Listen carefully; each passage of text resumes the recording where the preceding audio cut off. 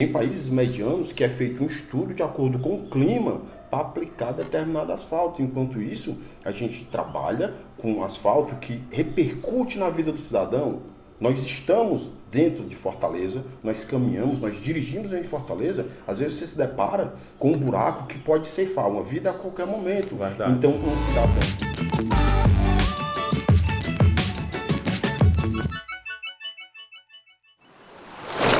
Olá, bem-vindos a mais um bate-papo com o Novo. Estamos aqui, eu, Edson Mello, recebendo para debater aqui alguns assuntos o nosso amigo Pierre. O Pierre, ele é filiado ao Partido Novo, está à frente aí do relacionamento institucional do Novo com as instituições. Bem-vindo, Pierre. Prazer. Um prazer. Estamos também aqui com o Júnior. O Júnior, ele que é servidor público, né, Júnior? Bem-vindo ao bate-papo com o Novo. E vamos conversar, vamos bater aqui um papo, trocar ideias sobre... nova política, né? Não sei se vocês acompanharam, meus amigos, mas tivemos recentemente aí um aumento, né? Os vereadores votaram no próprio aumento salarial aí da própria categoria. O que vocês acharam, gente, desse aumento? Eu vou dar aqui os números atualizados. Aumentou o salário deles para R$ 16.392,44, né? Foi um reajuste aí de 4,31%. Que foi a inflação no período, de acordo com o IPCA, que é o Índice de Preços ao Consumidor Amplo, e que tinha sido prometido em dezembro pelo Executivo, e aí chegaram a esse consenso.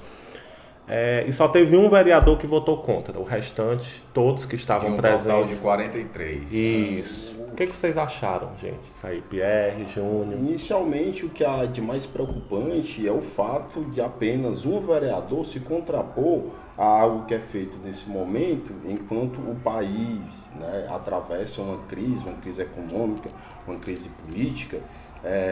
O legislativo, ali, em consonância com o executivo, produzir ali, geralmente na surdina da noite, é uma coisa que é divulgada, mas não toma esse alcance, não chega a todas as pessoas. Inclusive, eu acredito que muitas pessoas nem estejam sabendo desse aumento, né? Então, essa tomada de decisão pelo legislativo, nesse momento de crise, na minha opinião, acho muito vergonhoso, porque tem categorias se sacrificando para enxugar a folha, para poder manter um equilíbrio entre federação, estado e município, e a gente se depara com esse tipo de atitude bem fechatória. Inclusive, nós viemos de um contexto de reforma da Previdência, sim, né? Sim.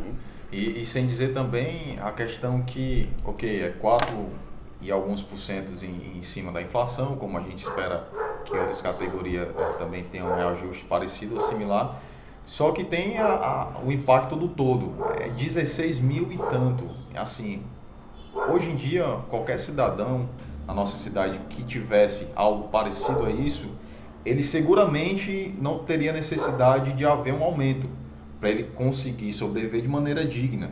E dignidade é uma coisa que falta de maneira assim presente no dia a dia na maioria da população. Então esse valor, fora todas as outras os outros benefícios que ele tem em questão de carro, em questão de usar o telefone, ele não paga. Então, esse dinheiro que ele recebe, o valor acima de 16 mil, ele praticamente não usa para nada. Porque já tem todos os benefícios. Tem todo um benefício que já cobre. Então, é 16 mil reais, vamos supor aqui, fechar o valor, 16 mil reais líquido, para ele poder usufruir da maneira que ele bem entender. E a outra contrapartida, qual seria? Ok, é pago esse valor, mas ele faz um trabalho que justifique o que ele está recebendo, ele de fato está em prol do cidadão, em prol da cidade, porque a realidade da nossa cidade é outra. A gente tem uma cidade que tem uma série de deficiências em várias áreas, na saúde, na educação, infraestrutura.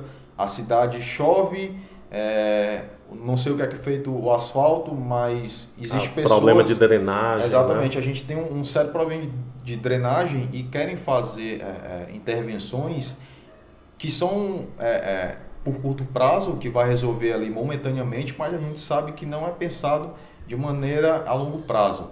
Qual o motivo? Eu não consigo afirmar, só supor, mas suposições a gente poderia fazer várias. Mas vamos ser mais direto aqui no assunto, que não é feito. O que de fato não é feito. O serviço não é prestado de verdade para a população. Não é dada de maneira a não precisar ter que fazer sempre remendos, sempre ajeitar ali, ajeitar aqui. A feira da Parangaba houve uma mudança de um espaço. A estrutura que foi feita ali, houve uma melhora na estrutura da praça. Quando choveu, saiu o jornal. Mesmo problema. Teve a calçada não suportou, na Maraponga do mesmo jeito. Então, o que a gente precisa não necessariamente é somente o aumento, ser contra, mas ser contra a postura deles de não trazerem um resultado positivo para a gente como cidadão, para a gente como sociedade. Então, pelo que você está dizendo, Pierre, ver se eu entendi. O problema não é o alto salário e as altas regalias. O problema é o serviço, a contraprestação para a população. Exatamente. Em torno de serviços de qualidade, exatamente, com eficiência, sim, com eficácia, chegando na ponta que é o sim, cliente final para que eles estão lá. Não é isso, Júnior? Ademais, eles praticam ato administrativo e no ato administrativo, o que é que requer de um ato administrativo? É eficiência. Se você não tem eficiência, essa questão que o colega pontuou do asfalto. Porque já tem estudos que apontam que o nosso asfalto ele está 40 anos de atraso.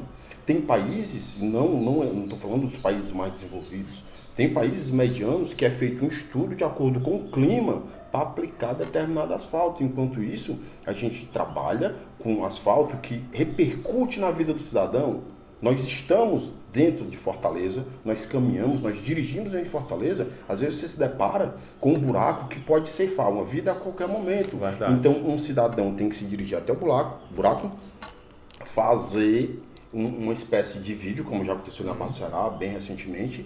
Você faz um vídeo, coloca nas redes sociais, esse vídeo repercute, aí os órgãos responsáveis é que vai fazer algum tipo de reparo. Não tem que ser assim, tem que ver, tem que ser contínuo, tem que ter um grupo que fique vasculhando, procurando, porque o cidadão ele não tem que tolerar, porque é vida. O Estado não se preocupa tanto com a vida.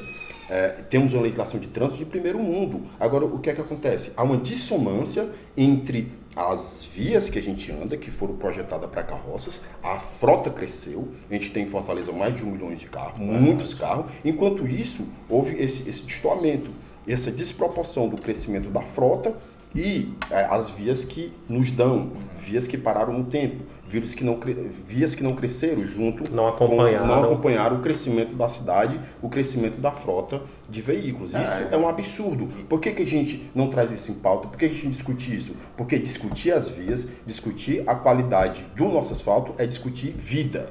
Isso. Vida, é discutir vida. Até porque você passa numa via, tem uma ambulância tendo que levar um acidentado grave e ele passa por uma via que está obstruída, ou então há um péssimo calçamento, que aí a pessoa que está ali dentro, com o máximo já de desconforto decorrente ao acidente que sofreu, tem que estar de um lado para o outro sendo sacolejado dentro de uma ambulância.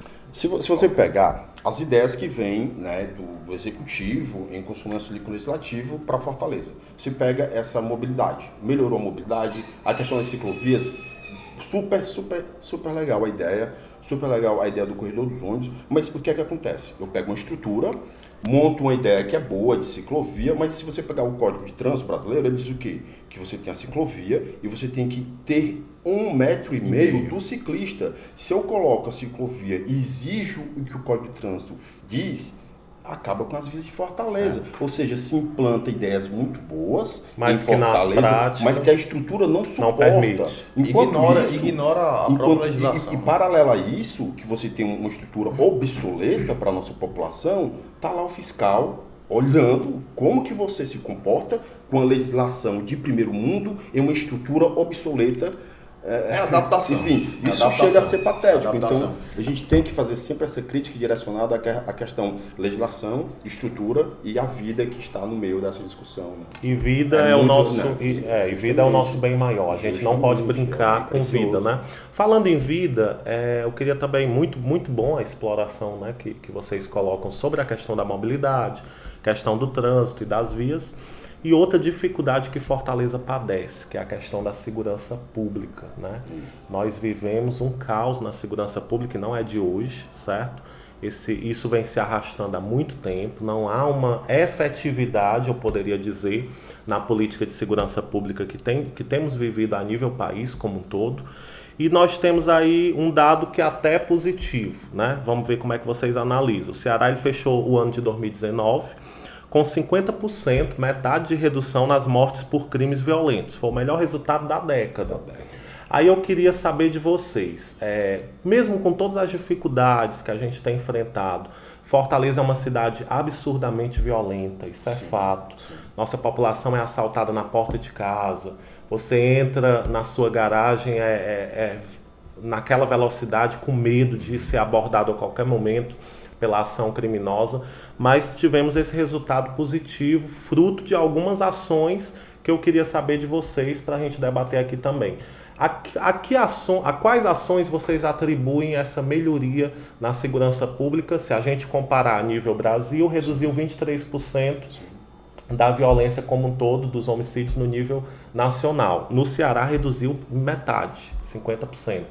Mesmo assim a população ainda padece, não é isso, Pierre? Da insegurança e da violência. Por causa que o assunto ele exige participações de todo o corpo público do nosso estado, do nosso município. A gente sabe que a segurança do estado é a polícia e nós temos também no município a guarda municipal. Mas muitas ações, às vezes, elas não são tão efetivas porque elas são paliativas. Paliativa em qual sentido? De ser momentânea. Não adianta você fazer uma estrutura e montar uma estratégia em certos pontos de permanência de horário a horário. Se você entende que ali, naquele horário, quando ela estava presente, houve uma redução, houve algum tipo de restrição a qualquer tipo de ação criminosa, então é preciso estudar se após a saída daquele corpo que estava ali para fazer a segurança, se houve uma normalidade em relação ao que estava antes, se houve um crescimento. Então, ações elas precisam ser feitas, estudadas de maneira a ser colocada em prática continuamente. E estruturada, né? Tem também a questão porque querendo ou não, energia é segurança.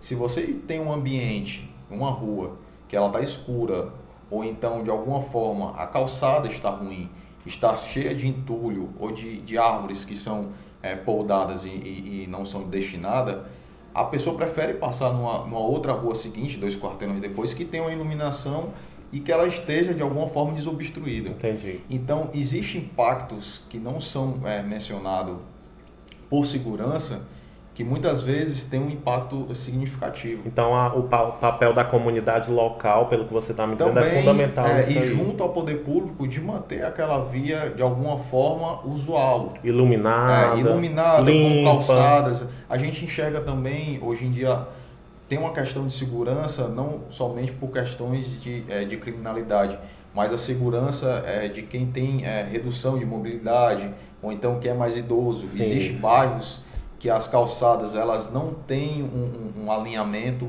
necessário para que as pessoas usem. Ou então, muitas vezes, as calçadas são usadas de maneira oportuna por algumas pessoas, aí bota carro, obstrui. Então, existem muitos impactos que a gente tem que pensar como segurança que a gente, infelizmente, não adota.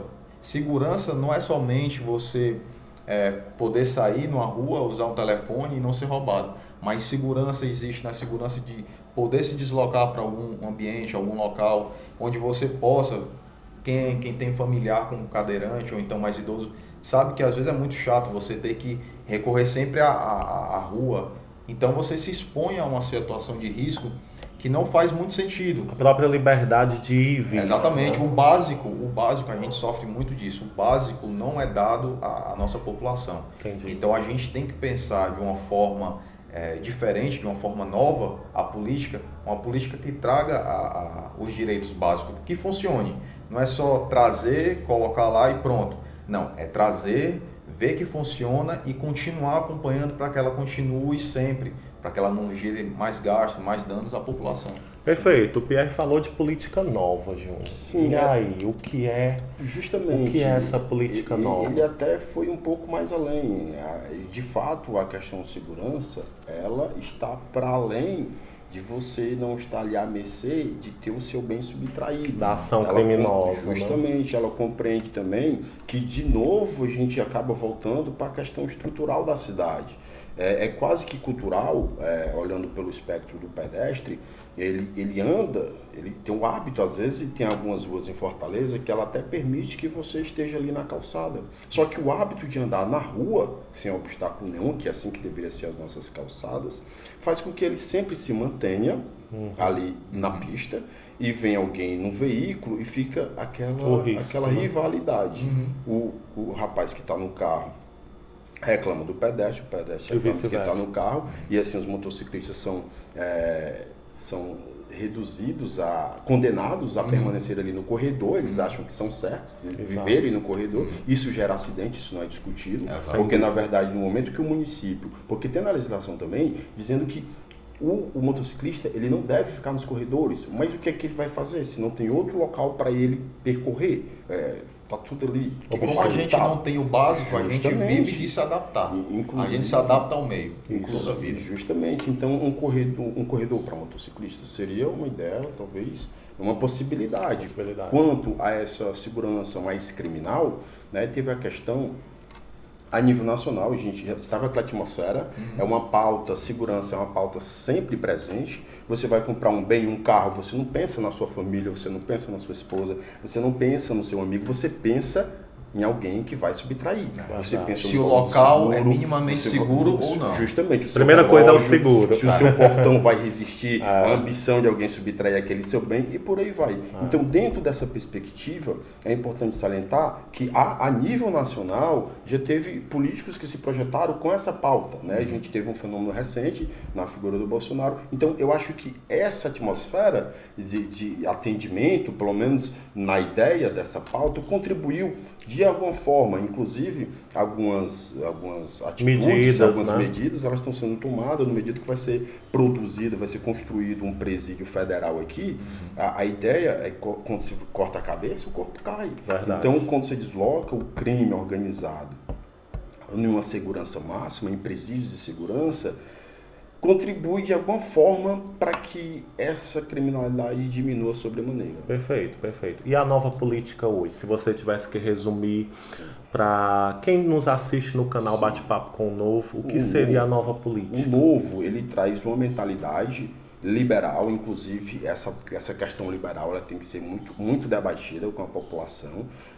Muitas pessoas se identificam com o liberalismo, mas acham que não se identificam. Todo mundo quer o individualismo, não no sentido pejorativo, mas todo mundo quer uma boa escola, quer um bom hospital e, sobretudo, a liberdade. A liberdade ela é o que há de mais importante na gente. Então, essa questão do individualismo, do liberalismo, é a sua liberdade na medida que é respeitada a liberdade do outro. Liberdade com responsabilidade. Justamente, com responsabilidade. Então, essa questão do novo, ele traz uma nova forma de pensar, abdicando de privilégios, porque eu acho que isso é o mais importante, porque nossos políticos eles estão muito habituados a uma casta superior recheada de privilégios e que ninguém toca nesses privilégios. Que não pode abrir mão. Então, a meu ver, eu acho que a maior demanda é o que há de fato, de novo, no Partido Novo, é abdicar do dinheiro público para estar financiando campanha A, ou B ou C. Inclusive, a tentativa do Novo de retornar esse dinheiro para o erário, para o Estado. Para a saúde, para a educação, justamente, segurança. E a burocracia até... Quando o partido diz, eu não quero dinheiro público para financiar a campanha. E aí o Estado até isso se mete de dizer, eu não aceito receber. Cria burocracia para o dinheiro do povo não voltar para o povo. É um absurdo. Isso é um absurdo. É um absurdo. É um absurdo. Exato. Então, é muito proveitoso o nosso papo. Eu espero ter vocês mais vezes para a gente debater sobre mais pautas. Vamos falar sobre saúde, vamos falar sobre educação. Tivemos recentemente também com uma amiga professora que debateu sobre a educação. E a nova política ela é isso, pessoal. Ela é pessoas comuns, como esses cidadãos, nós cidadãos que estamos aqui, debatendo sobre aquilo que é de interesse da população, que somos nós. Então, ninguém melhor interessado na melhoria da nossa cidade, na melhoria da nossa mobilidade, na melhoria da nossa segurança do que nós, cidadãos. Nós temos que discutir, temos que debater. E o Novo, ele apoia as pautas principais que o Estado deve se preocupar: educação, saúde, saneamento, segurança e infraestrutura. Então, o Estado não é para se meter na vida do cidadão. Sim, ele é para contribuir para a vida do cidadão. Incentivar, né? Incentivar o mercado, incentivar o empreendedorismo, não é isso? E isso parte exatamente da questão de fazer uma nova política, de entregar uma estrutura com que as pessoas consigam viver sem estar aqui perdendo tempo e pensar, eu vou pegar meu ônibus, eu não sei se eu vou conseguir descer em tal lugar, se vai ter água, se eu vou me molhar quando eu chegar no trabalho. Ou então muitas vezes as pessoas tiram o dinheiro um pouco a mais do bolso para tentar chegar usando algum aplicativo. Então toda essa estrutura ela precisa ser dada à população para que de fato ele pense de maneira muito mais produtiva, em prol de si, e não ficar perdendo tempo. Porque o tempo hoje em dia a gente sabe que é algo mais valioso. Então se você disponibiliza com que as pessoas vivam de maneira a não ter que perder tempo com questões que não eram suas, porque elas pagam impostos. Isso. Elas estão ali dizendo, eu estou pagando o meu imposto quando eu compro uma água, um xilito para o meu filho, ou então quando eu vou comprar minha casa, quando eu vou... Então tem uma série de formas com que as prefeituras, o Estado e o país arrecada, com que ele tenha que dar em retorno. Porque, lembrando, o problema não é a gente pagar imposto, é a gente pagar o imposto e não ter isso revestido como direito, como dignidade. Em serviços públicos Exatamente. Eficientes. Então, fazer política de forma com que o partido faz, o Partido Novo, é trazer exatamente essas diretrizes, de dar às pessoas o que é digno, o que elas pagam, o que elas têm de direito, para que elas possam viver de maneira mais a pensar em projetos seus, se quiser empreender, poder montar fazer seu próprio negócio, sem tanta dificuldade, sem tanta burocracia, sem tanta cobrança excessiva em cima porque a gente já paga muito. Então, quando a gente pensa em fazer algo diferente, a gente espera que tenha pelo menos um ambiente saudável, propício para que possa, de alguma forma, crescer. Então, fazer política de maneira eficiente é pensar de maneira igual como o Novo faz. Perfeito. Isso. Pessoal, muito obrigado aí pela participação, Júnior. Foi um grande prazer. Muito obrigado. Muito obrigado, Pierre. E obrigado a você que continue aí, curta, né? Siga o nosso canal, compartilhe com seus amigos, com seus vizinhos, com a sua comunidade e mande as suas sugestões também nos comentários de pautas para que a gente leve o bate-papo com o Novo para debater coisas do seu interesse cada vez mais próximo da sua realidade. O Bate-Papo com o Novo agradece a participação, muito obrigado por estar conosco e até o próximo Bate-Papo com o Novo. Um abraço, tchau.